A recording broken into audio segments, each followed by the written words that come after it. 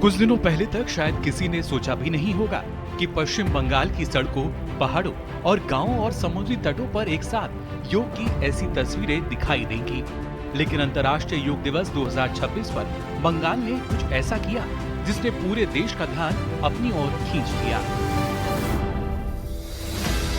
इस अंतर्राष्ट्रीय योग दिवस के अवसर पर पश्चिम बंगाल की पुरानी सांस्कृतिक और आध्यात्मिक विरासत का पुनर्जागरण देखने को मिला, जिसमें प्रधानमंत्री नरेंद्र मोदी की अगुवाई में कोलकाता के रेड रोड सहित राज्य के 250 स्थानों में लाखों लोगों ने बढ़ चढ़कर योग में भागीदारी की।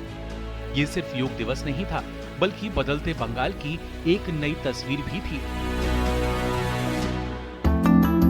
21 जून 2026 की सुबह बंगाल की तस्वीर कुछ अलग थी।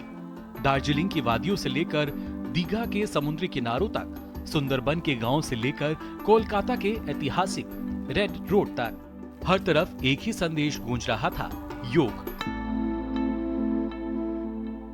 योग मानसिक स्वास्थ्य से शारीरिक स्वास्थ्य का मार्ग दिखाता है। ये बोध हमारे जीवन में शांति का स्रोत तो बनता ही है, इससे विश्व शांति का मार्ग भी खुलता है। पूरे पश्चिम बंगाल में करीब 250 स्थानों पर एक साथ योग कार्यक्रम आयोजित हुआ। कहीं स्कूली बच्चे योग कर रहे थे, कहीं महिलाएं, कहीं युवा तो कहीं बुजुर्ग। ऐसा लगा मानो पूरा बंगाल एक साझा लय में सांस ले रहा हो।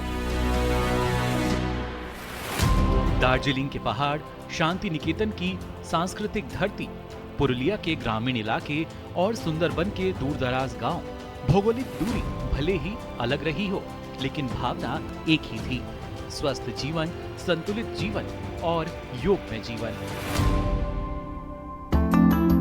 योग की ये तस्वीर इसलिए भी खास रही क्योंकि ये उस बंगाल से आई जिसने हमेशा आध्यात्मिक और सांस्कृतिक चेतना को नई दिशा दी है। रामकृष्ण परमहंस, स्वामी विवेकानंद, रविन्द्रनाथ टैगोर और श्री अरविंद की परंपरा वाली इस धरती पर योग सिर्फ एक अभ्यास नहीं, बल्कि जीवन दृष्टि का हिस्सा रहा है। 21 जून 2026 की बंगाल की तस्वीरों ने एक साफ संदेश दिया कि बंगाल अपनी विरासत को संजोते हुए नए भारत की यात्रा में भी सक्रिय भागीदारी निभा रहा है। और शायद यही वजह है कि इस बार अंतर्राष्ट्रीय योग दिवस की सबसे बड़ी और सबसे प्रभावशाली तस्वीरें पश्चिम बंगाल से सामने आईं।